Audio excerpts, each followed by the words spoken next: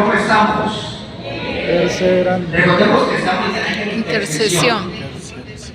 Y cuando les pregunto cómo estamos, la respuesta es intercediendo. Bueno, ¿cómo vamos a hacer? Bueno, muy buenos días.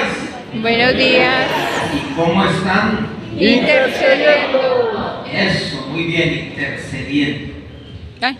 Y hay muchos por los cuales interceder y hay muchos por quienes hemos de hacerlo.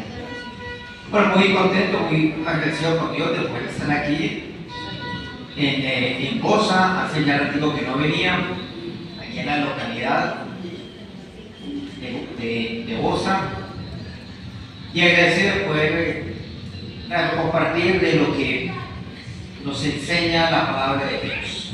Quiero pedirles que me acompañen en un pasaje único que se encuentra en Ezequiel capítulo 22. Digamos que nos dice la palabra de Dios ya en esta tarde. Ezequiel capítulo 22. Bueno, lo que encontramos nosotros en el Antiguo Testamento es que Dios se manifiesta, Dios habla por medio de sus siervos, los profetas.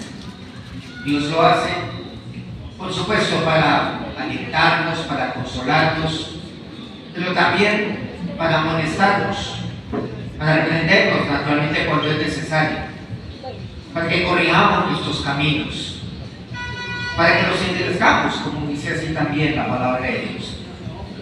Y me llama la atención este pasaje de Ezequiel 22, concretamente los versículos 25 al 30, porque es Dios el que nos llama la atención aquí a todos. Y aquí se los puedo resumir, al menos los primeros versículos, los primeros 5 versículos. No vamos a ir a él literalmente, solamente me quiero concentrar en el último versículo que he referenciado aquí, que es el versículo 30, pero sí mirando el contexto, que lo podemos ver ahí de los versículos 25 hasta el 29. Y vemos que Dios se refiere aquí a los profetas. Luego en el versículo siguiente, que es el 26, se refiere a los sacerdotes. Un poco más adelante se refiere a los príncipes. Están los profetas, los sacerdotes y los príncipes. Y Dios habla acerca de ellos y habla contra ellos. Los expone allí. Revela lo que está en el corazón de cada uno de ellos. ¿Qué es un profeta? Resumámoslo y veámoslo de una manera muy práctica, lo que vemos en la palabra de Dios. Un profeta es aquel que trae la palabra de Dios, que manifiesta la voluntad de Dios para con un pueblo. Un sacerdote es aquel que asume la responsabilidad de un pueblo delante de Dios. Un príncipe es el que toma las decisiones dentro de un pueblo desde todo el punto de vista, decisiones integrales, para buscar naturalmente el bienestar de su pueblo, para direccionar a su pueblo. Pero este ha de hacerlo, un príncipe ha de hacerlo con temor de Dios. Claro, ha de hacerlo con amor a su propio pueblo. Pero es una persona, el príncipe, que debe tener, y se entiende que así debe ser, comunión con Dios. Debe ser un hombre, una mujer de Dios, un príncipe. Están estos tres tipos de personas, pero Dios los desnuda a ellos. Y dice muy claramente que tanto los príncipes, como anteriormente mencionaba a los profetas y los sacerdotes, todos ellos básicamente son prevaricadores, usureros, aprovechados, egoístas. Cada uno de ellos vela por lo suyo. Cada uno de ellos le encanta la violencia. La violencia en toda su expresión, por supuesto, en todo su término amplio. Aquella violencia que no solamente es desde el punto de vista físico, del derramamiento de sangre, sino toda la violencia. La violencia que tiene que ver con los golpes, la violencia que tiene que ver con la confrontación, la violencia que tiene que ver con el insulto, en fin. Toda esa violencia la cual Dios allí expone abiertamente. Y básicamente así lo dice: tus profetas, tus sacerdotes, tus príncipes. Bueno, aquí podemos decir sí, efectivamente, eso lo podemos hoy ver. Sin embargo, no se detiene allí. En el versículo 29 habla acerca del pueblo, que es el cuarto actor que entra aquí en escena, sumados, por supuesto, a los profetas, sacerdotes y príncipes. Habla de todo el pueblo, pero tampoco el pueblo se salva, porque también el pueblo es responsable, de una responsabilidad frente a todo lo que ha acontecido y a todo lo que ha ocurrido. Y Dios también se manifiesta contra el pueblo, desnuda al pueblo, a todos ellos. Entonces, aquí ¿quién se salva? Absolutamente ninguno. Ninguno. Hay un pueblo que es complaciente, hay un pueblo que es insensible, que abandona, dice así, al huérfano, a la viuda, por ejemplo, entre otras cosas, porque él menciona muchas, pero muchas cosas las cuales se están haciendo a los ojos de Dios. Pero ya como que se acostumbraron a eso, abandonaron a Dios. Ese es el resumen de todo ello: abandonaron a Dios. Hoy en día pues hablamos acerca de abandono, ¿no se han dado cuenta? Bueno, siempre hemos hablado acerca de abandono, pero el primero a quien hemos abandonado ha sido a Dios. Y el abandonar a Dios tiene que ver con el apartarse de Dios. El abandonar a Dios, el abandonar su palabra. ¿Y aquí ocurre algo? Cuando un pueblo abandona a Dios, pues su gente es abandonada. Nos damos cuenta que al abandonar a Dios, estamos entonces nosotros abriendo el camino para que nosotros mismos seamos los abandonados. Eso es lo que sucede. Pero ahí es donde avanzamos y miramos lo que dice el versículo 30. El versículo 30 sí tengo que referirme a él desde el punto de vista literal, y por supuesto es necesario leerlo. Dice entonces así: y busqué entre ellos hombre que hiciese vallado y que se pusiese en la brecha delante de mí a favor de la tierra, para que no la destruyese, y no lo hallé.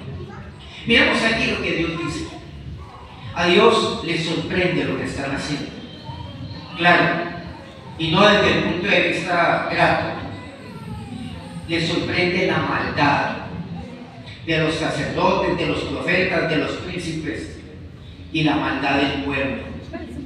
Pero por encima de todo, ¿saben lo que más le llama la atención a Dios? Dice: es que busqué entre ellos hombre alguno, uno solo nada más, que hiciese vallado. ¿Qué significa hacer vallado? En los tiempos de los profetas, en los tiempos de Ezequiel, incluso de mucho antes, el hacer vallado es levantar una tierra. En esa época pues se levantaba una tierra, la cual yo trataba de compactar, una tierra compactada. En ese momento eso pues lo pisaban la tierra, la compactaban, como tratando de crear pues como un muro de contención o una valla. De ahí viene el término valla, que hoy vemos, hoy en día lo empleamos desde otro punto de vista, una valla. Porque se levantaba vallado, precisamente porque era la época, era tiempo de guerra, entonces había que protegerse. Si yo como pueblo me daba cuenta que otro pueblo, un ejército, iba a venir contra mí, yo hacía vallado para tratar de protegerme, al menos para tratar de contenerlos lo que yo más pudiera, y que ellos encontraran impedimento. No se la doy tan fácil, no voy a rendir, voy a levantar vallado, y aquí lo voy a estar esperando a este lado del vallado, porque ellos vienen de allá, de afuera para adentro. ¿Y qué es lo que Dios dice? Y busqué entre ellos hombre alguno que hiciese vallado, dice. Uno solo que haga vallado, pero no lo hallé. O sea, frente a toda la maldad que se ve en el pueblo, en los príncipes, sacerdotes y profetas, frente a todo lo que está aconteciendo a los ojos de todos, pareciera que no sucediera nada, pareciera que estuvieran anestesiados en ese sitio. La perversidad, la maldad, la violencia, todo ello. Y luego dice el versículo 30, recordemos lo que vimos aquí. Hombre alguno que hiciese vallado, así sea uno solo, que se pusiese en la brecha. ¿La brecha qué es? La brecha es un camino que se va abriendo. Cuando un pueblo o un ejército va a invadir una ciudad, va a tomarla militarmente, manda a unos hombres primero a que ellos abran una brecha. Por cierto, de ahí es donde sale un término nuestro, ¿no se han dado cuenta? El abrir la brecha es un término y un dicho nuestro. Entonces se abre una brecha. ¿Por qué?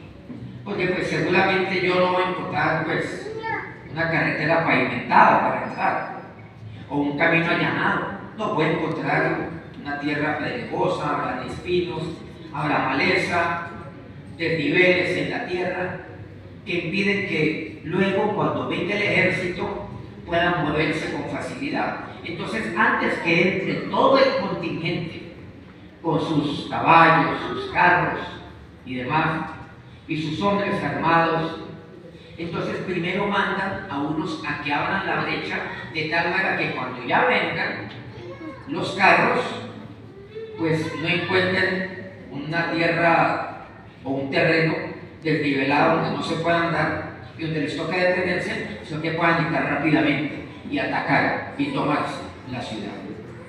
Entonces se abre la brecha. ¿Saben lo que Dios dice? Sí, hay una brecha ahí. Esto lo podemos aplicar de diferentes maneras. Hay una brecha, pero lo peor no es ello, sino que no hay uno solo que se interponga. Busqué uno solo, un solo hombre que se interpusiese, que se pusiera, o sea, delante de mí. Eso es interponerse.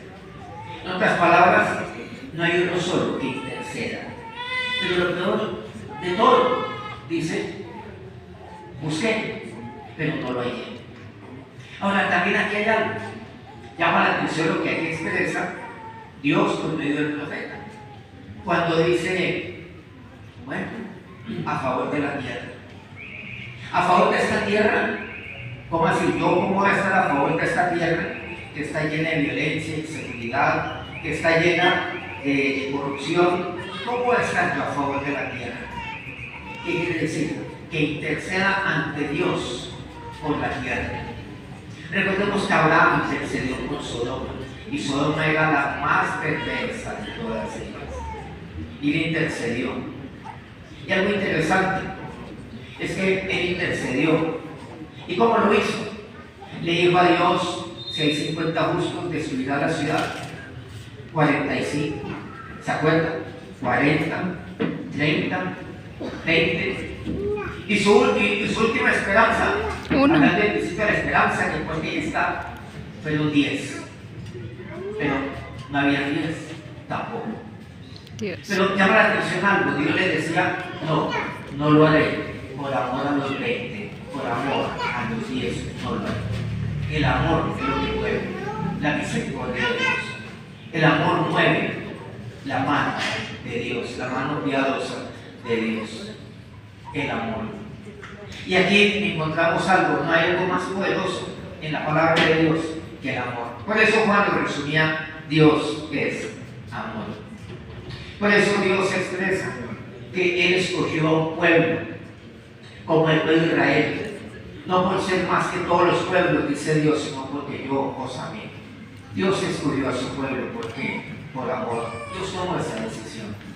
Pero lo más sublime del amor es lo que Jesús hizo en la cruz. Él fue a la cruz y nada lo llevó, sino el amor. Y nada lo mantuvo allí en esa cruz, sino el amor. Nada más. Él nos amó hasta lo último. Y lo expresó, pues no solamente a través de sus palabras, sino a través de sus hechos, a través de su vida misma. Padre, recordemos, perdónanos porque no saben lo que hacen. Esa es la expresión de amor que tiene que ver con el perdón. Claro que sí. ¿Qué es lo que Dios habla y qué es lo que Dios amonesta en el Antiguo Testamento? Como por ejemplo aquí en Ezequiel. Es que el pueblo, ¿qué pasa? Busca entre ellos hombre, alguno que hiciera vallado, que se pusiera en la brecha. Uno solo que intercediera. ¿Para qué? ¿Por qué? ¿Qué implica toda la intercesión? Interceder por un pueblo que sí, que no merece seguramente a la misericordia de Dios, no, como yo tampoco la merezco. Pero la misericordia de Dios, la gracia de Dios, es el regalo que Dios tiene, movido por el amor. Por lo tanto, sí, es momento de arrepentirnos y es momento de perdón. De esto se trata, al fin y al cabo. Dios siempre nos da la oportunidad una y otra vez. Pero Dios está buscando no todo un pueblo que se convierta a Dios. Claro, Dios lo puede hacer como lo hizo con Nínive en los tiempos de Jonás. Pero Dios aquí, con tan solo 10, como en el caso de Abraham, o en este caso de Ezequiel 22:30, con tan solo uno solo. La gracia de Dios será sobre el pueblo, si tan solo uno solo se interpone, hace vallado y se interpone, dice Dios. Bueno, hoy en día, ¿qué es lo que vemos nosotros? Nosotros hoy en día estamos viendo que, bueno, hay amenazas de todo tipo, desde el punto de vista social, desde el punto de vista familiar, individual, desde el punto de vista de nuestra seguridad. No solamente aquí en Colombia, tenemos que traspasar las fronteras. Porque además, entre otras cosas, ustedes saben que países como Colombia, como nuestra Colombia, es un país que es bastante paradigmático, quiero decir, pues es como extraño, difícil de descifrar, pero es muy contradictorio. Nuestro pueblo es sumamente contradictorio. Aquí entonces hablamos de lo que dice nuestra Constitución. Habla de, ¿saben lo que nuestra Constitución habla? De soberanía y la autodeterminación de los pueblos. Dice la Constitución. Entonces aquí tenemos que respetar y hacer respetar la soberanía de Colombia. Y respetamos la soberanía de otros pueblos, claro. Y que nos respeten la autodeterminación de nosotros como pueblo, como nosotros respetamos la determinación de cada uno de los pueblos o de cada uno de los países. Y seguramente aquí en Colombia, pues bueno, yo recuerdo cuando yo estaba creciendo y yo era muchacho, ustedes saben que este año esta familia de José Argentina está cumpliendo ¿cuántos años? 60 años. Les quiero decirles aquí que más o menos unas 3 semanas después de haber nacido la cruzada, ese 2 de noviembre del año 63, quien está delante de ustedes nació, o sea que yo ya tengo 60 años también. Prácticamente. Yo soy un modelo 63. Yo recuerdo, sin embargo, no bueno, parece. Obviamente que yo sé que ustedes están lejos de mi generación. Yo estoy aquí en una reunión del MJC, de jóvenes, y pues se ve aquí la juventud. Yo soy un hombre de 60 años. Espero que Dios me dé muchos más días vitales en esta tierra, pero bueno, mis días están, mis tiempos están en las manos de Dios. Cuando yo crecí, recuerdo siendo yo un muchacho de colegio en la ciudad de Cali. Yo nací en Palmira y crecí en la ciudad de Cali. Recuerdo en la ciudad de Cali y bueno, estábamos y bueno, yo vivía cerca a un par de universidades, una privada y una pública. La pública más grande de Colombia. Ciudad Jardín. Y una privada que era, pues, Santiago. digamos, no era era como de acceso económico más fácil que otras universidades. Y me gustaba meterme ahí. A los 15 años yo me metía a ver, que daban charlas, conferencias, y recuerdo ese espíritu anti-yanqui que uno respiraba por todo lado. Anti-yanqui por aquí, por allá. Y uno escuchaba todo eso. Y yo veía todo eso, y en el fondo nosotros decimos, es que nosotros así creamos en esto, creamos en eso otro, creemos en la autodeterminación de los pueblos, y hay que hacerlo respetar. Y casi que uno crece con ese sentimiento que, sí, claro, que el antiimperialismo, yo me conozco todos esos discursos, de mi época de muchacho. Y claro, que el imperialismo, que esto, que lo otro, que los yanquis, que aquí, que allá. Hasta yo me acuerdo, empleaban nombres propios de entidades que usaban para meter y que señalaban. Bueno, eso estaba como muy, bueno, estaba ahí muy agitado y gritaban y todo el tema. Yo recuerdo que yo llegaba y era un muchacho, quizás de los menores que estaba ahí, porque yo me metía con saber de qué hablaban. Claro, por supuesto que en ese momento estábamos con todo este espíritu alfa y omega para meternos a la universidad, esa parte que yo era un muchacho de colegio, para organizar, naturalmente, para organizar y para hablarles acerca de la revolución, que es una palabra muy común en esa época, pero nunca hablaba de la manera de la revolución espiritual, de que solo Jesús hace un hombre nuevo. Bueno, yo me acuerdo de todo eso, pero ya mirando esto hoy hacia el presente, ya han pasado muchos años desde que se hubiera más de 40 años de esa época en la cual yo oía esos discursos y que tan vehementemente, por supuesto, compartían.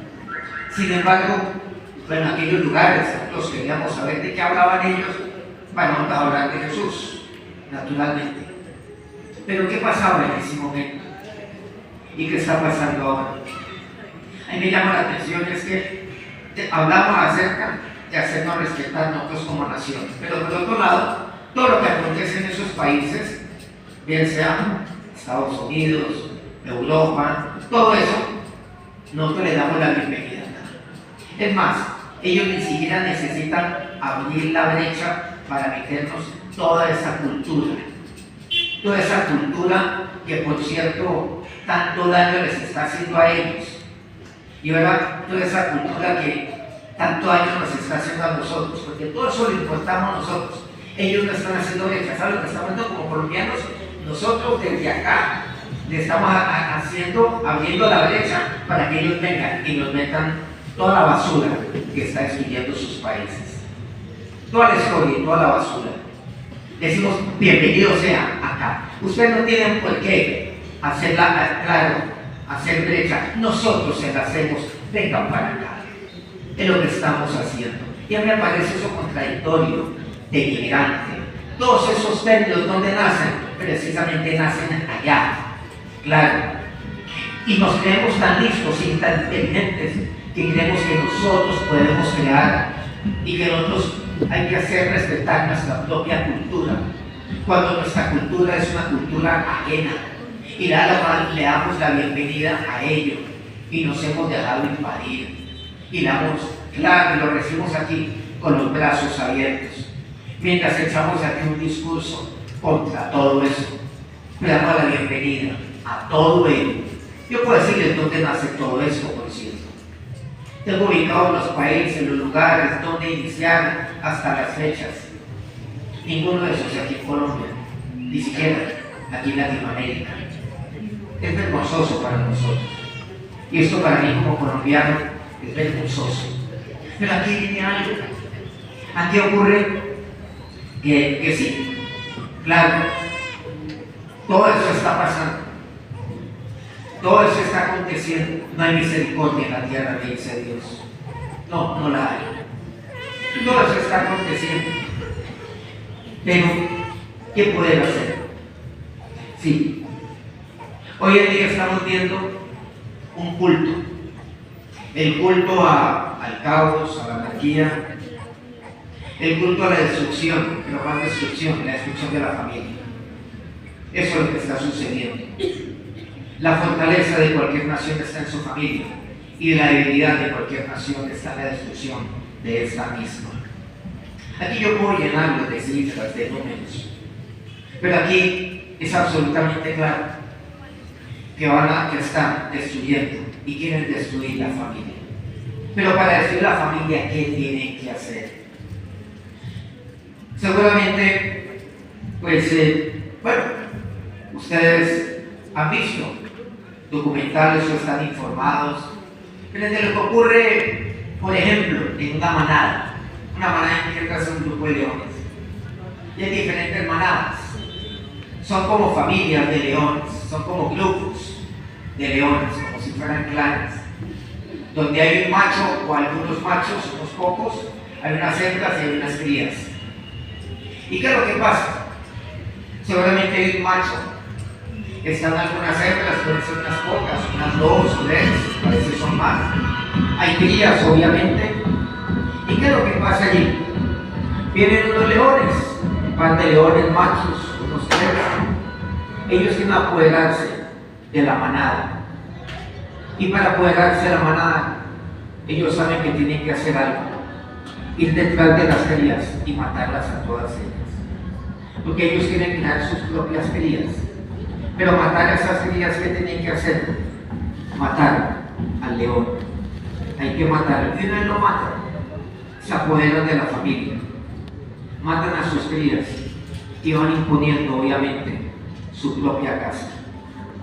Eso es lo que está pasando en este momento. Hay un par de iniciativas, por ejemplo, aquí en Colombia, les puedo dar aquí ejemplos en Colombia, en el mundo entero, se las puedo traer. Un par de iniciativas perversas, que lo que pretenden es eso.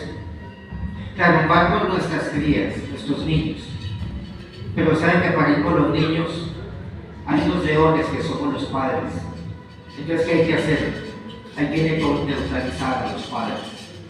Como aquellos leones que hay que jaularlos. Hay unas iniciativas donde nos quieren literalmente jaular, donde nos quieren encarcelar. Me explico. Todo lo que pasa allá, en el exterior, ahí en el norte, piensa en este hemisferio, piensa en Europa, aquí le damos la bienvenida, ¿no? Todo eso. Todo ese tema que tiene que ver con destrucción, con pobreza, todo ello le damos la bienvenida acá. Pero aquí creemos que eso es desarrollo. Nosotros interpretamos eso como desarrollo. Y por el contrario, eso es destrucción. Eso no es desarrollo. Entonces, ¿qué hay que hacer? Bueno, muy diciente lo que ahora nos ejemplarizaron por medio de nuestro dramatizado. Muy diciente. Pero, ¿qué está pasando? Hay un estado que es el más grande de ese país, más poblado de Estados Unidos, se llama California. Está en el lugar conozco. Yo vivía allá. Hace unos 40 años vivía allá. Y viví un tiempo de 6, 7 años quizás. Es un estado obviamente muy simpático, bastante, ¿cómo diríamos? Bastante liberal, bastante, pues,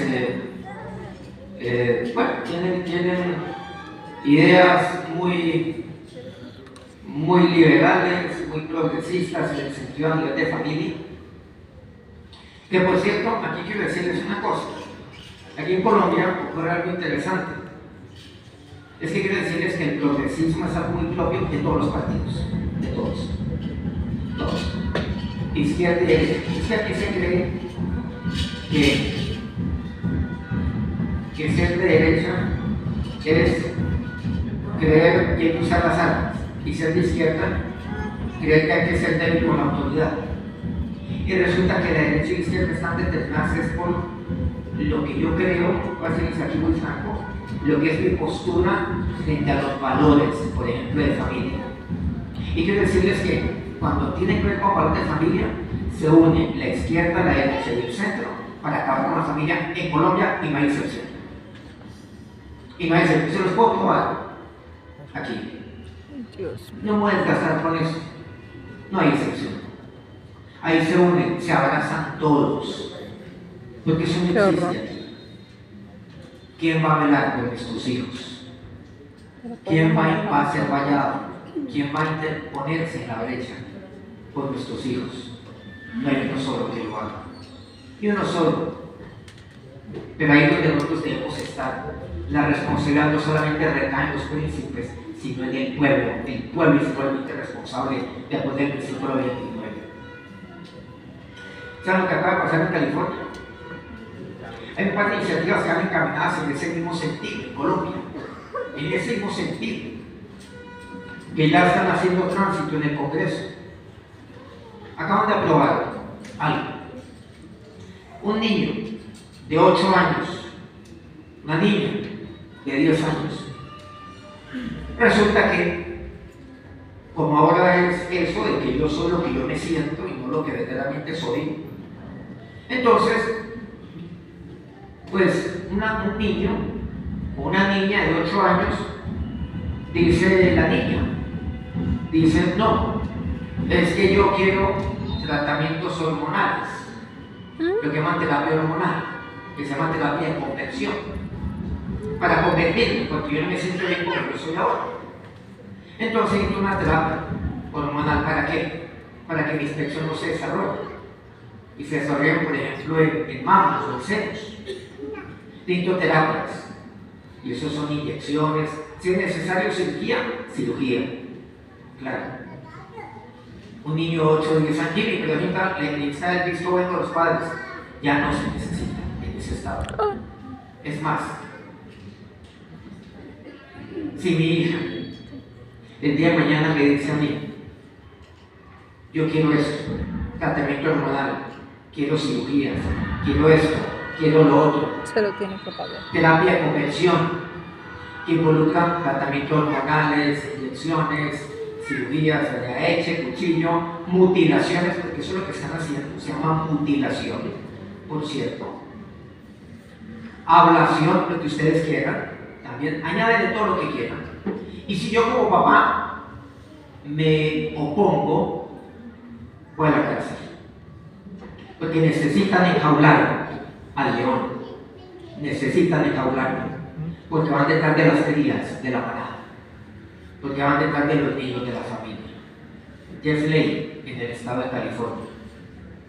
¿Y ustedes qué creen? ¿Que para dónde vamos acá? ¿Es que acaso hay una iniciativa aquí en Colombia que ha de ir en ese mismo sentido? Solo que aquí es más perverso todavía.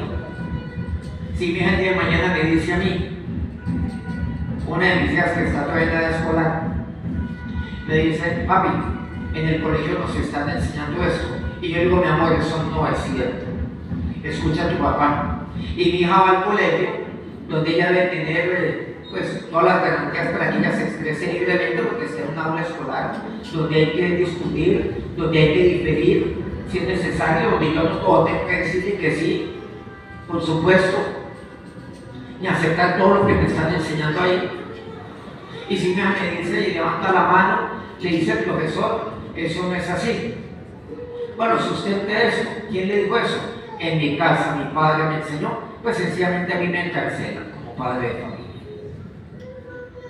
Pero que se vayan preparando. Porque si es necesario, así lo vamos a hacer. Pero que no les quepa la menor duda. Que ahora, si esa ley sale adelante aquí en Colombia, yo les seguiré hablando a mis hijas de lo que son los principios, de lo que son los valores, de lo que es la palabra viva que dice aquí, la palabra de Dios. Claro que sí, por supuesto que así será. Y si es necesario seguir dirigiendo la cruzada estudiantil desde la izquierda a la casa de la Picota, lo seguiré haciendo. Si Pablo estuvo por su postura, yo también lo haré. Solo que usted me hace la visita, ¿no?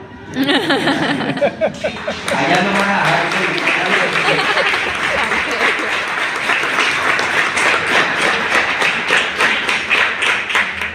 porque van por los niños. Sí. Inicial no van a conocer a un padre que no se oponga. No. A un padre cobarde que se queda silenciado, que se calla. No lo van a hacer. Van detrás de los leones. Van detrás de las leonas de la casa. Van detrás.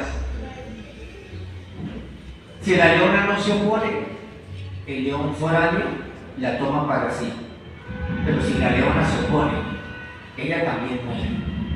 Esa es la ley literalmente de la selva. Así funciona. Y así es como están actuando, como animales. Están actuando como salvajes.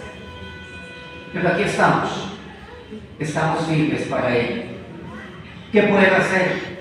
Uno puede decir, no, pero esto nada que tiene que ver conmigo, tiene todo que ver conmigo, absolutamente todo. Y esto es tan solo una muestra, esto es tan solo una pequeña muestra de lo que está pasando aquí en este momento. ¿Qué está pasando en el mundo? ¿Nos han dado cuenta que hoy en día estamos en la cultura del no trabajo? Pero usted así pueda trabajar, no lo haga. ¿Qué es lo que pasa? En los países, estos países que llaman desarrollados, obviamente una persona deja de trabajar por X o Y razón, entra en lo que llaman en España en paro, ya lo llaman paro. Entonces yo voy a la oficina de trabajo y digo, ya, me paro para que me subsidien. Eso está bien, porque, bueno, mientras consigo trabajo, pues yo tengo familia, perfecto. Pero entiéndase, si yo consigo trabajo, ¿qué tiene que suceder? Que otro recibe el subsidio, porque hay una población vulnerable, porque hay huérfanos, porque hay viudas, porque hay personas que se quedan sin trabajo por alguna razón, hay personas de la tercera edad, claro. Hagan de cuenta que yo soy un albañil, y soy buen albañil, tengo experiencia. Yo lo que estoy en el trabajo le digo, vea, me quedé sin trabajo, ¿dónde está la trabajo? Aquí está. Me meten en el sistema. ¿Usted qué hace? Yo soy albañil. ¿Usted con qué trabajo? Yo trabajo en eso. Yo trabajo con, pues yo hago todo, trabajo albañil, de albañilería. Yo trabajo en construcción, yo sé trabajar con bloques, yo sé trabajar con ladrillo, sé trabajar, bueno, superficies planas, lo que quiera. Bueno, soy un poquito albañilería, ¿no? Yo trabajé en eso cuando tenía 18 años. Y trabajé varios años en eso, en construcción. Como obrero, por cierto. Sí. Listo, si no echamos aquí queda sin ser malísimo. Se entiende que yo así buscando trabajo. ¿Se entiende? Claro. Entonces, a partir del momento yo entiendo el subsidio. Bueno, está bien, yo tengo una familia, tengo una esposa, tengo unos hijos, unas hijas. Pero obviamente yo tengo que buscar trabajo. Entonces, ¿qué pasa? Resulta que en Italia algo pasó. El sistema, ¿qué hace? El sistema y el gobierno buscan también trabajos. Y las empresas dicen, oigan, necesito este perfil. Y resulta que ahí salieron varios albañiles y me llaman, me dicen, señor Chamorro, tengo una buena noticia, ¿cuál es? Ven aquí a la oficina, ¿qué pasó? Le tengo un posible trabajo para usted. Yo a la oficina. Bueno, se presenta en esta empresa, esta compañía, un albañil, mejor dicho, con sus características y con su experiencia. Por lo presentes. Y resulta que no, a mí no me interesa trabajar, porque ¿para qué trabajar si soy subsidiado? ¿Para qué? ¿Saben lo que hizo Italia? Les digo a aquellos que les hemos conseguido el trabajo y que han aceptado el trabajo, les vamos a quitar el subsidio. Se le vive el mundo interesante. Esa es la cultura que nos está metiendo. Está por allá también. Pero lo que es el esfuerzo, el trabajo, es algo que vemos que no está siendo recompensado, no está siendo galardonado y ni siquiera está siendo reconocido. Esa es la cultura que nos están metiendo y nosotros hemos abierto a la brecha para darle la bienvenida a absolutamente todos. Van por nuestros hijos, van por nuestras familias. ¿Qué vamos a hacer entonces? Bueno, ¿qué hay que hacer? Por ejemplo, aquellos que tienen hijos en edad escolar, quiero pedirle aquí a los padres de familia que tienen hijos en colegios. Aquí solamente algunos abuelos que tienen nietos, hablen con sus hijos, que son los padres de sus nietos. Acaban que se involucren en el colegio, que vayan a la reunión de padres de familia que son tan aburridas, que hay que ir por cierto por la obligación, pero como que nadie va, vaya para allá. No, es que, y cuando dicen, ¿quién se mete en el comité de convivencia? Nadie. Comité de nadie. Pues siempre existe uno que es el que sí, es verdad. Y que pone el pecho y que rema solo. Pero saben que aunque sean metan en el comité de valores, porque saben que los colegios están haciendo eso. Ya están comenzando con todo eso. Claro, a desplazar a los padres, a educar ellos a los hijos, a hacer los valores de ellos, o que ellos creen. ¿Y cuáles son esos valores? Esos valores los cuales están viniendo de otras partes del mundo a los cuales le damos nosotros la bienvenida. Porque ¿Y esto es obligatorio nace aquí. para los colegios? Es que tenemos que valorar nuestra cultura. ¿Qué cultura? Cuando nosotros lo que hacemos es darle la bienvenida a esa Los privados no, que nos está dando aquí en Colombia. no los obligan. Y eso llamamos cultura. ¿Usted no ha visto que en el colegio cristiano allá hay más de uno así? Eso es No les vergonzoso. puede decir nada. Eso da pena. No, día llegó Luciana y porque nosotros mismos nos estamos haciendo una compañerita respetar. que le gustan las mujeres. Damos la bienvenida a toda esa cultura basura que nos Pero, está pero llegando. tengo yo entendido que los colegios privados Y se nadie, abstienen, que va a ellos se pagar pueden nada, abstener de menos tener ellos. ¿Saben que los estudiantes familiares saben que eso está pasando? Como es una Abren los ojos. sociedad Y saben que no con algo, somos mayoría. Sí. Lo que pasa es que ellos no lo saben lo que está pasando. Cuénteles, díganle lo que está sucediendo en los colegios, lo que están enseñando a los niños, lo que les están diciendo, lo que les están inculcando en una edad tan temprana, de los 5 años lo están haciendo. Les están ahí manejando, donde todas están aprendiendo, donde están recibiendo, donde ellos por ahí están aprendiendo acerca de su identidad y están jugando ya con todo eso, con todo ello que están haciendo. Métase allí. Claro, eso es lo que tenemos que hacer. Haga, usted vaya a los colegios, póngase la brecha, hable con otros y se dará cuenta y habrá una gran sorpresa que más son los que están con usted que los que están con usted. Se van a llevar esa sorpresa, pero lidere usted ese proceso allí, con los padres de familia. Entonces, esto sí tiene que ver conmigo. Igualmente aquí, igual se me juzgando aquí en Bogotá, pues aquí hemos tomado una decisión a través de dos siervos de Dios, concretamente aquí en la localidad, de postular a José Domingo Jiménez, quien es misionero, él es, bueno, además es psicólogo y abogado, él es misionero, hijo de misioneros, por cierto, nació aquí en esta familia, aquí en el versículo, creció en esta familia, para el Consejo de aquí de Bogotá. Y Germán, líder de muchos de los que están aquí, Germán Cuevas, para aquí, para la localidad 7 y aquí de Bosque. ¿Y por qué lo estamos haciendo? Porque la manera como le estamos diciendo nosotros, primero a Dios, que aquí estamos para hacer vallado. Aquí estamos. Dios habla acerca de tan solo un hombre que lo haga. Pero aquí no es uno solo, aquí son muchos, o mejor somos muchos los que lo estamos haciendo.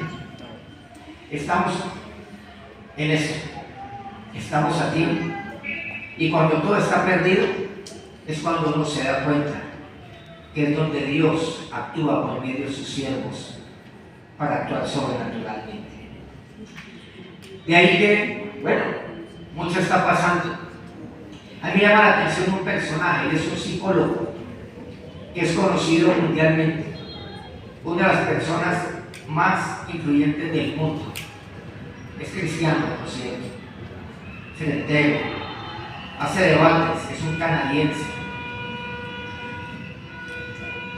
Es muy bien estructurado, enfrenta escenarios siempre hostiles, pero siempre tiene allí el argumento, tiene las razones, la ciencia de su lado, tiene allí el conocimiento para presentar. Y como no han podido contra él, lo han perseguido por todo lado. Es temeroso de Dios, es cristiano, tiene un problema muy grave, eso sí, y es que es una persona de familia. Ese es su gran pecado, que tiene una esposa, que tiene unos hijos. Esa es su debilidad. Y que precisamente, pues, está manifestándose en ese sentido desde el ángulo de la psicología. Consejero matrimonial, por cierto. Habla de una manera muy sabia, pero también muy directa. Eso es lo que están haciendo ahora. Resulta que ahora la entidad educativa, donde él se graduó de psicología, acaban de llamarlo a cuentas porque le van a quitar el título de psicólogo, precisamente por las posturas que él ha mantenido. ¿Y ustedes creen que él ha cedido? Él no va a ceder. Él va a seguir estando la pelea. Ustedes y yo, desde nuestro ángulo en el cual estamos, desde el lugar en el cual Dios nos ha puesto, usted y yo podemos Dios santo. hacer vallada, podemos interponernos en este momento. Y eso que no les he hablado acerca de otros temas, aquí, de un país maravilloso como lo es Colombia, envuelto, bañado naturalmente en intolerancia, en la violencia familiar, violencia entre nosotros mismos. Claro, violencia naturalmente, no solamente en las calles, violencia en el sector rural, naturalmente, desigualdades, por supuesto, todo lo que involucra y todos los escándalos que escuchamos día a día, de desfalcos y demás. Por eso yo quiero pedirles hoy, para que primero tomemos parte activa, para que hagamos vallado y nos pongamos en la brecha. Segundo, para que le oremos a Dios, interceder a Dios. Ponerse a la brecha es eso, es interceder. Pero algo interesante, a favor de la tierra, a favor de ella, que Dios actúe misericordiosamente a favor de ella. No, ya. No levantarnos contra ella, es a favor de ella. Que Dios, obviamente, actúe compasiva y misericordiosa a favor de nuestra tierra de Colombia. Y tercero, bueno, para que usted tome la decisión. Tome la decisión, por favor, de que demos un giro. Pero todo empieza por un paso primero. Y un paso muy importante, y lo que hagamos ahora aquí en Bogotá. Recordemos algo. Dios nos va a acercar de algo por amor a los 20, por amor a los 10. ¿Se acuerdan lo que dijo Abraham con respecto a Sodoma? Todo tiene que ver con el actuar por amor. Hagamos esto, pero hagámoslo por amor.